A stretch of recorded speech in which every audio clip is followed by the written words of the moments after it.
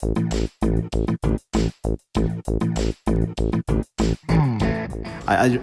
think I really believe is, as I said, it's not just because it's my business. I think we read TechCrunch and many other English media because Silicon Valley or states, they are leading the technology in the past 5-10 years. But we really see the shifting, maybe not in China, shifting to China, but shifting to Asia.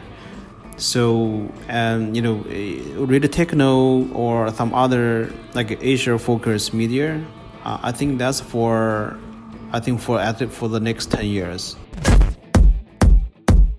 Stand by, I'll be right there. Hello and welcome to Minter Dialogue, episode number 346. Today is Sunday, the 27th of October, 2019. My name is Minter Dial, and I'm your host for this podcast. And this week's interview is with Gang Lu. Gang is the founder and CEO of TechNode, the leading bilingual tech media in China, covering startups and large listed companies, the entrepreneurial community, and the angel VC investment activities. For us in the West, TechNode is like the TechCrunch of China. Gang is also the co-founder of OpenWeb.Asia, a network of premium blogs that focus on the Asian web industry. In this conversation with Gang, we talk about what it's like to run a company in China, how Gang manages the 4 different versions of TechNode, the transformation ongoing in China. We talk about the competitive environment between the big tech companies, insights into some specially Chinese startups and companies, and much more about the exciting evolution of the Chinese market. You'll find all the show notes on minterdial.com. Now for the interview. Gang Lu, well, what a great pleasure to see you in Shanghai. You and I have known each other for, getting along 8 years, something like that. We met, I think it was through NetExplo originally. Anyway, we've had a long shared history and interest in the new tech world. In your own words, describe us who you are, Gang, these days. Hi, my name is Gang Lu. Chinese. I think it's it's been long times. I was in UK for 7 years, then I moved back to Shanghai around 2008. But what I'm doing now, so actually I started my personal blog when I was in UK. That was 2007.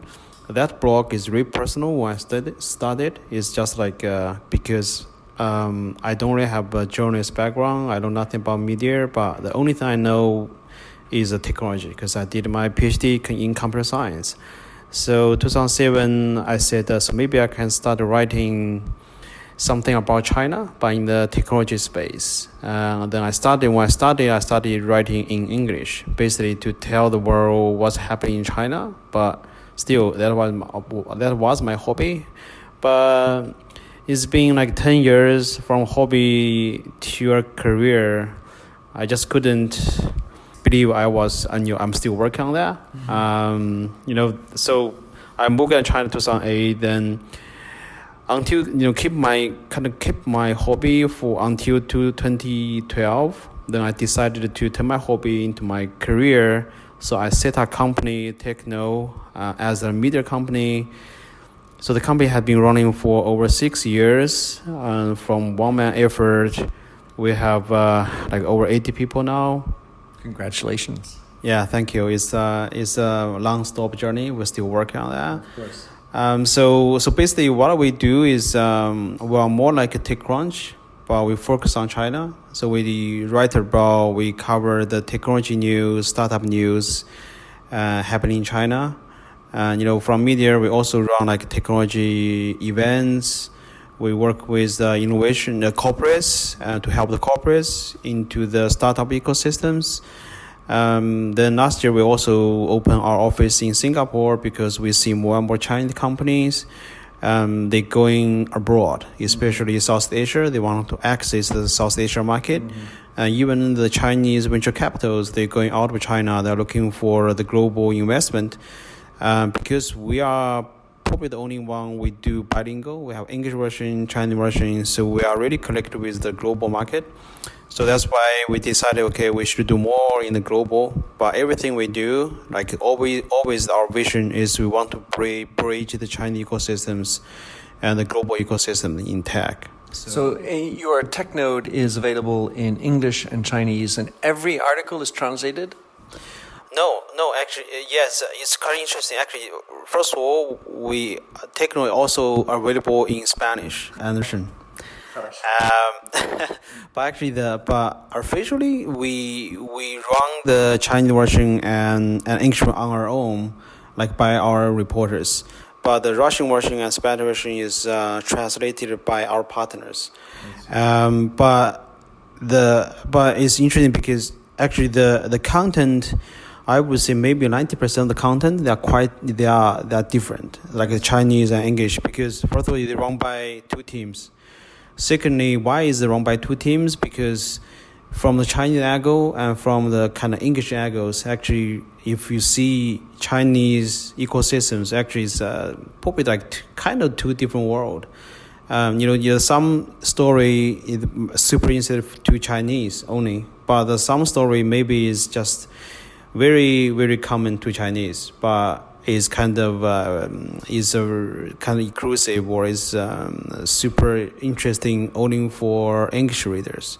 So being in charge of now 4 different versions of it, obviously I don't suspect, Gang, that you read Russian or maybe not Spanish, but how do you keep consistency of the TechNode brand when you have so many different iterations looking at it, let's say, from different filters? What is it that unites them somehow, other than just the fact that they have the same brand name?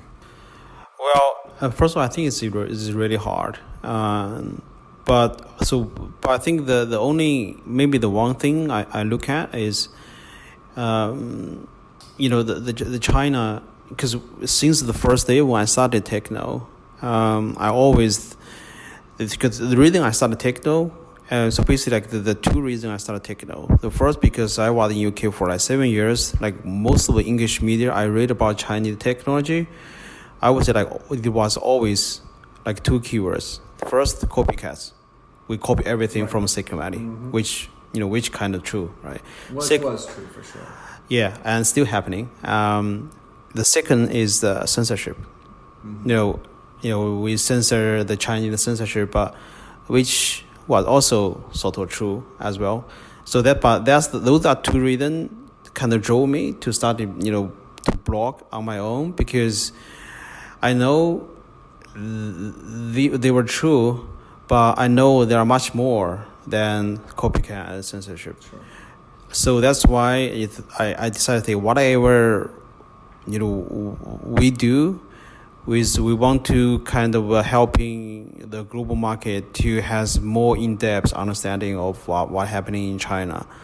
So, and also because I have my technology background, so I'm super interested in the technologies. So I think the kind of spirit, I would say, to drive the company is we want to explore the Chinese innovations. Right. So what I'm interested in, Gang, is you lived in England for 7 years. Yeah. You were up in Sheffield. You know the English ecosystem for sure. You've now got a business with 80 employees. What's it like running a business in China at your level? Give us an idea of some of the challenges, some of the interesting benefits of running a business here. Yeah, of course, it's a lot of advantage. I think that's why, actually my first job was in UK after I graduated from university. Well, you had this little hobby on the side. Oh, yeah. Yes. Yes. Well, but I think the reason why I decided to move back to China, because I still feel that like the China is, you have loads of opportunities. You can do something on your own. And also the market is huge, the potential is huge. So that's kind of our technologies. You see the energy here, and people, you have the resources, which is can enable you to do, everything you want to. When you talk about resources, are we talking about people? Are we talking about access to money? Are we talking about government sponsorships? How do you get those resources? Because I mean, magic wand. Hey, listen, I need $1 million to start this business. Give us an idea of how you've managed to corral all these resources. Well, just my like personal experience. So when the reason I started, kind of turned my hobby into my career around like 2012, because I met a friend who's who was telling me, hey Gang, you've been doing your blog for like 5 years, 6 years, and we need a TechCrunch in China. So here I give you $100K. You should do this. Take the money. You should take the money, then set up your own business and do it as properly as a media. Wow. So I took the money. Say, I never imagined someone could pay me and to do blog. To do your passion. Yeah, to do my passion. So I took that. Then that's like how everything started. I didn't really expect that, but I say, why not I give it a try? Then I think that's what 2012. But only talking about the tech space, right? Then actually the whole kind of a tech or startup ecosystem actually is kind of taking off since 2012. Yeah. Because of like the mobile internet, like all the infrastructures, so everything taking off. Then around like 2014 or 2015, and the government like started like basically our biggest boss started speaking to the whole society in China, saying, okay, all the resources, we should support entrepreneurship. We should understand what is startups. We should support startups. Even then, I don't really think the government really understands how startup works, but because the biggest boss saying so, and then you see all the resources. The tier 1, tier 2, even tier 4 city, the government, they give out like free space to startups. Even in some places, they don't really have startups, but they give this free space and sometimes free money as well. Then I think because we've been running our business for like 3 or 4 years, then we got more attention from the government as well. Then the government started sponsor our events with like little money. Then we get a little bit more money, but to us it's good because you have government support. In China we call it China government the big government because they have lots of resources. Mm-hmm. There also is kind of free money because for government they don't really not like the traditional sponsors, right? They just want like something big. Yeah. They don't have an expected return on investment. No, it's like just pure sponsorship. They have something looking at. They want to attract more maybe overseas companies to settle down in the local market.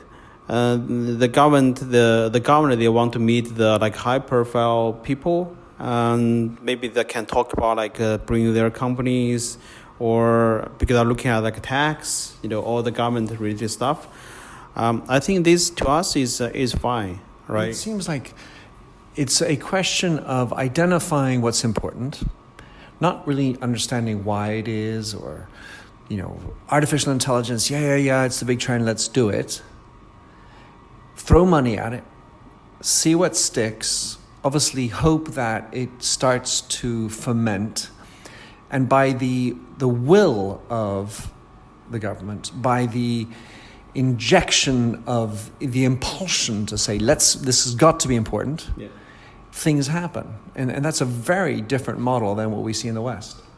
Yeah, and if only talk about the government, for example, if you look at like Shanghai, Beijing, Hangzhou, and because the market here is so diverse, and also the competition is not just happen among the companies. To me, it's also happen between the governments. The local governments here is like Shanghai the government say, okay, we want to be the international kind of innovation center because Shanghai is always international, right? But if we go to like Shenzhen say, okay, we're going to be the hardware innovation center for the world because hardware always great. The manufacturing always was so mature in Shenzhen. And also you go to, for example, maybe not many people, for example, the city called Xi'an is like, Xi'an is not like top one, even like top two, but Xi'an is so aggressive because they are talking about deep tech, because they have some military company there that are looking for kind of deep tech, technologies. Then Chengdu is a very relaxed city, but they are very good at the mobile gaming.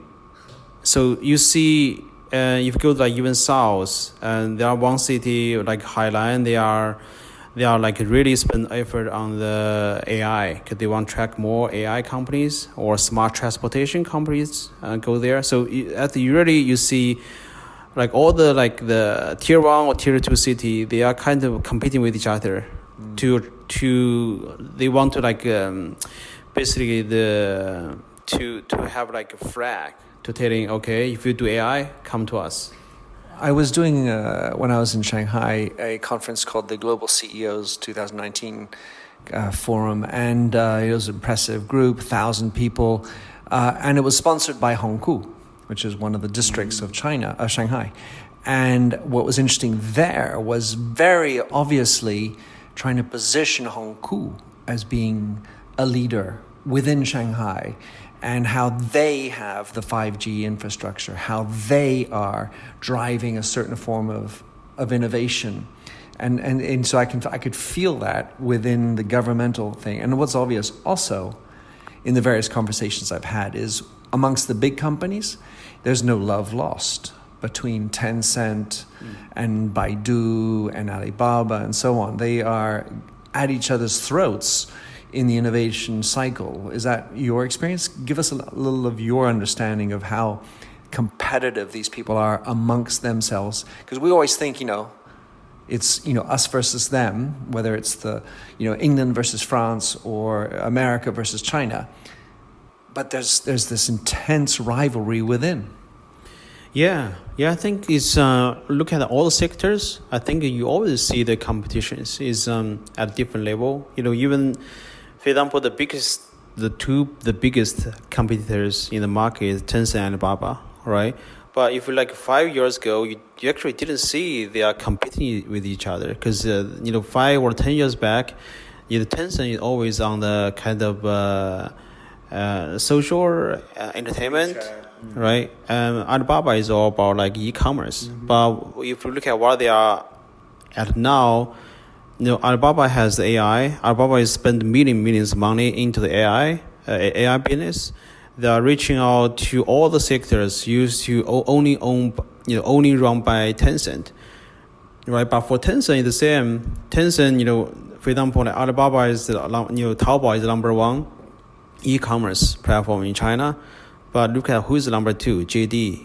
JD number two, but JD is belong to stand together with Tencent, right? If you look at each sectors of internet market in China, it always like number one or number two, it's either Tencent or Alibaba. So is like in the same internet sector, we see competitions, but also you see the competition between the traditional business with the internet companies business as well. Because, for example, Alibaba, they own the one called like a Hema supermarket, right? Because the supermarket is supposed to be very traditional, but Alibaba spend lots of money investing in like Hema supermarket. Fresh Hippo in English.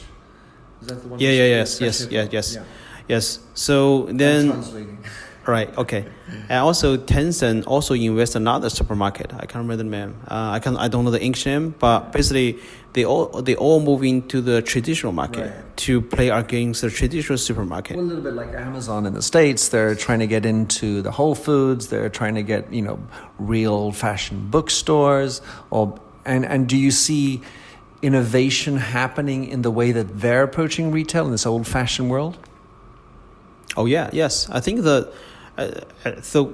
so I think the competition I said is the traditional against kind of the internet, and also even inside the traditional business is facing competition from the startups, because for startups, they maybe they take maybe just one simple ideas, they can make it a very, very big, right? If you look at the fintech, in the fintech market, there are quite a few like unicorns or IPO'd startups in China.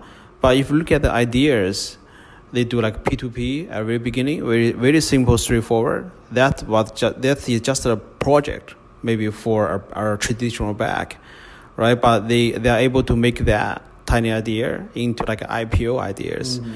So the traditional, I think and also for the fashion brands, is there are like a new, I think we talked a little bit earlier, is in the fashion or in the consumer fashion brand, we are looking at we're talking about upgrading our lifestyle. So we see plenty of new brands from China, and also some of the brands that are very aggressive. So at the first, at the very beginning, maybe from the first day, they say, okay, we're gonna beat the international brand in China, right? And lots of examples like Luckin Coffee. Since the first day, they say we're going to be the Starbucks in China. You see many examples. So competition is everywhere. And interestingly, whereas before it might have been let's rip off the Starbucks idea and do it the Chinese way, I feel now we're getting into a space where it's not about copying; it's about creating a Chinese way. Can you give us any examples, gang, of, you obviously, curate so many amazing things, but give us an example of some kind of maybe a unicorn or a startup that you see as being very different and very stamped with the Chinese imprint, as opposed to just, another, search engine or whatever. Yeah, well, I think I absolutely agree on this. I think just give her a little bigger background on this is quite interesting. Is when I moved back to China, I think around 2008 until 2015, is because we said copycats. So basically we copy everything from Silicon Valley. I mean in internet space. So I think there are times always happen when you talk to startups. Or even when you talk to VCs, you heard the kind of similar stories. They are telling you, okay, my company is this. We are doing something something in the Chinese Google or the Chinese version of. They found some company from Silicon Valley as the kind of benchmark, right? Even for the VC, the same. When the VC was looking at the startup, say, if it's something like the Facebook or something like Twitter, maybe I'll be willing to spend more time with you because I saw that model is kind of approved in Silicon Valley already. Mm-hmm. So, but now it's completely changed because we met loads of startups. I think we hear less and less is they are telling you we are something like Silicon Valley because everything they are doing, I would say 80% or even 90% of the startups here now in China, they are doing something either for the Chinese ecosystem or for the global ecosystem. Mm-hmm. They don't use the benchmark from Silicon Valley anymore.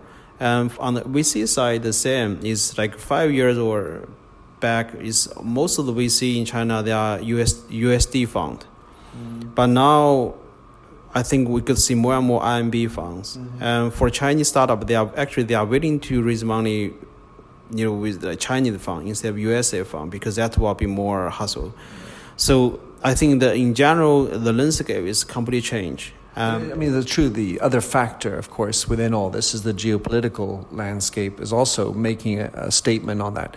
Give us an idea, Ganga, then, of some, a unicorn that you think is just extraordinarily different, stamped to Chinese or just even a small startup, whatever comes to your mind. Well, maybe the first one came to mind. The Chinese name called Ele.me is the food delivery companies. Actually, they started in Shanghai. It's huge. It's already acquired by Alibaba already. Mm-hmm. Basically, they do it more like Uber Eats, but actually they did that even years before the Uber Eats. Mm-hmm. is huge. It's simple ideas. You download the app, you can make an order, then people can deliver to you. But it's completely, I would say, change the lifestyle, the daily lifestyle for Chinese, because now you can everything, all the food can be delivered, even like hotpot. Now I'm sitting in office. I can order the hotpot. In an hour you can see food on the table. So Ele.me is really, maybe you see some similar like Uber Eats, but in China it's so popular. Like everybody are using the delivery service. That's one example. Another one. Is it profitable? Probably not. But yeah, that's another. Most of I think in China, if you talk about the unicorn, I think the revenue or profit probably is not really the priorities we are looking at. We are looking at maybe the valuation. We are looking at the user base.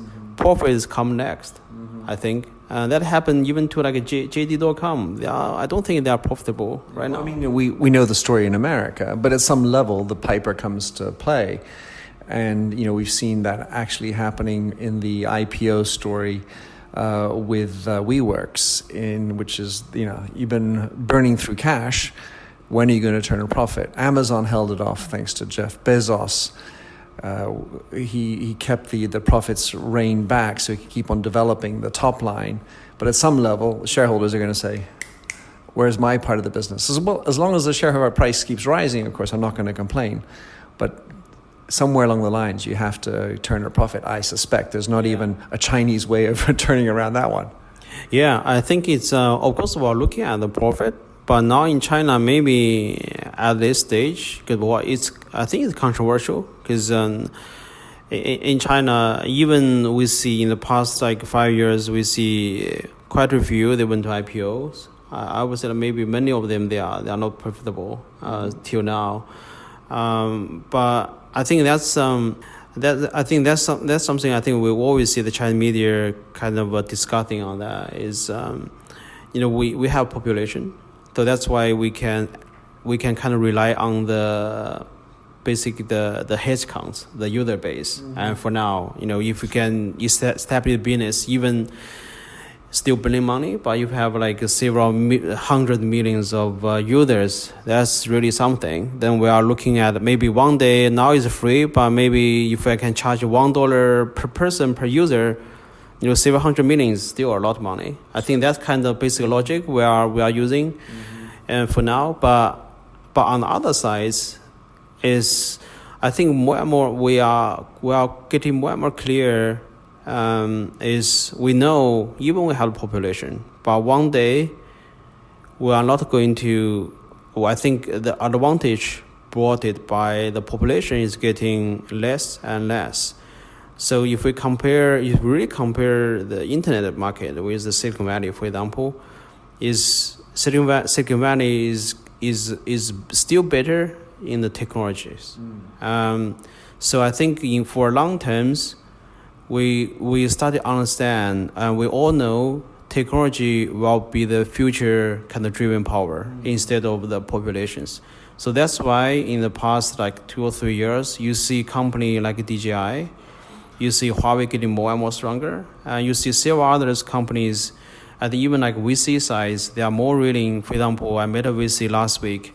I also see others. They started investing the SpaceX or satellites, or the chips, because they know these type of companies that will be future for China. From my perspective, one of the things that is absolutely radically different than we see in the West is the payment system. The way when I go to the subway, how everybody pays, when I'm on the train to click pay for my ticket, you just whip out your WeChat or your Alipay and bing bang. It's so mobile pay friendly. It's radically advanced. QR codes are everywhere. And so there's some amazingly different usages of somehow the same technologies in China. And then you were mentioning before with NetEase, this e-commerce site, And I think it speaks to the new Chinese way, where you have a highly curated set of products that are directly sourced from the OEM. Yeah. And I think that's something I haven't heard about in the West. So I'll put these in the show notes just in case anyone's curious, with your help, of course, gang. Are there any other, tech or, other types of innovations or entrepreneurs that you think are interesting that speak to this Chinese difference? Probably, okay. Maybe I can give you also another case study, but it's opposite to the one I mentioned on NetEase. But it's also the famous one. The company went to IPO last year called Pinduoduo, PDD. Pinduoduo now is I think maybe 3 or 4 years. Basically the story like only 3 years. Pinduoduo went to IPO. I only took them 3 years. But they are doing e-commerce. They are e-commerce platform. Just tell you the background, how big they are now is, I think I read something, I think they even beat JD to be the second largest e-commerce site in China. Only took them like 3 or 4 years. And so what they do, so when we talk about the case by NetEase, we're talking about like upgrading, of like, lifestyles.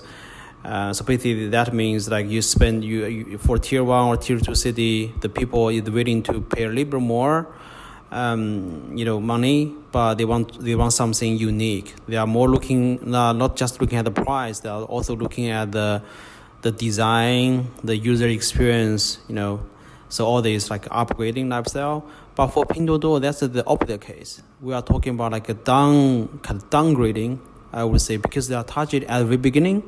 They are targeting at the tier 3, tier 4 city. Just give like a very interesting example is my mom, 60, 70 years old, and she never asked me to install only like Taobao, Alipay. But the first app, right now the only app she asked me to install is Pinduoduo. Why? Because on the Pinduoduo websites, is first of all this is superly cheap. All the product there, so this is really attractive for the generation like my mom. They're all looking at something cheap. But secondly, is most important part is they are using the model more like a group buy. But they are, because the founder, they used to run a gaming company, so actually they know how to gamify the group buy model on the mobile devices. So basically the idea is, why the mom asked me to install, because all my mom's friends at the same age is keep telling my mom, say, hey, you should download the app, because there you can spend like 10 RMB, basically like $2 to buy maybe 5 socks, right? So mom said, oh, it's super cheap, right? And because the group buy, because you have to get like 10 people, then in order to get like that cheap price. Right. So because all the friends of my mom are doing so, the mom say, oh, I'm going to do the same, right? Then, so I installed them. My mom was happy, the $2, like 5 socks is great. So I think that's become kind of viral to in the tier 3, tier 4 cities, right? And so there's so many stuff there, and it's so cheap. It's like 1,000 buying on Pinduoduo, maybe only 100, right? The Singles Day, 11/11, which is quite talked about over in the West, the massive e-commerce. Does every e-commerce site get in on the game? And do you think it has legs to continue on, or will it one day evaporate? Well, I think it will keep going. Even personally, I get really, really bored with 11/11, but I think it's still is like maybe the biggest day of the year for all the e-commerce or merchants. So just example, because actually we are going to run our events. It just happened on the same day, like this year. We contact a few famous like kind of the tech companies. I think we have some difficulties because all the big boss, they say they are super busy on that day, so they couldn't make it to on stage. Right. But so I think they'll keep going. But actually 11.11 is the most famous one, but actually we also have the 12.12. So I think the game is kind of repeating. So in true Chinese innovation, maybe there'll be 13.13. Just kidding. How does Gang Lu get his inspiration? Where do you read? What do you read for understanding what's going on? Do you have any specific sources or people you go to at the very top of the pile that you are as you are? How do you get your source? I think my source is I think is. Maybe I put it this way. I think the most important thing to kind of to drive me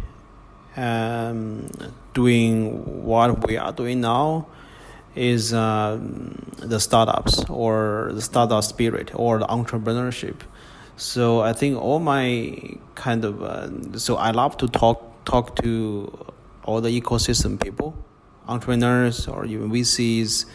I really love to hear what they are saying, their stories, their visions, which like every conversation I feel I'm being educated as well. So I think which are kind of allowed me to stand at the front of the innovation because of them.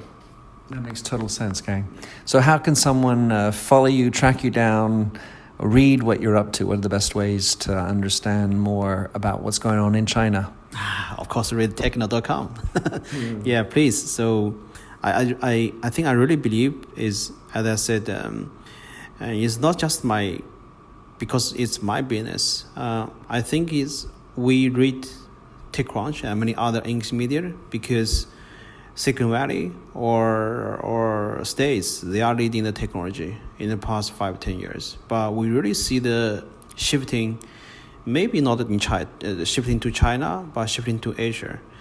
So, read TechNode or some other like Asia-focused media. I think that's for the next 10 years. And I think everyone should spend more time in China, in Asia. Well, it's been a pleasure for me. Great to see you, Gang. Thanks for being on the show and look forward to staying in touch. Thank you so much for coming. Thank you. Thanks for having listened to this recording of the Minter Dialogue Show. You'll find the show notes and other blog posts on minterdial.com. If you enjoyed the show, please head over to iTunes to give a rating and review. And to finish, here's a song I wrote with Stephanie Singer, A Convinced Man.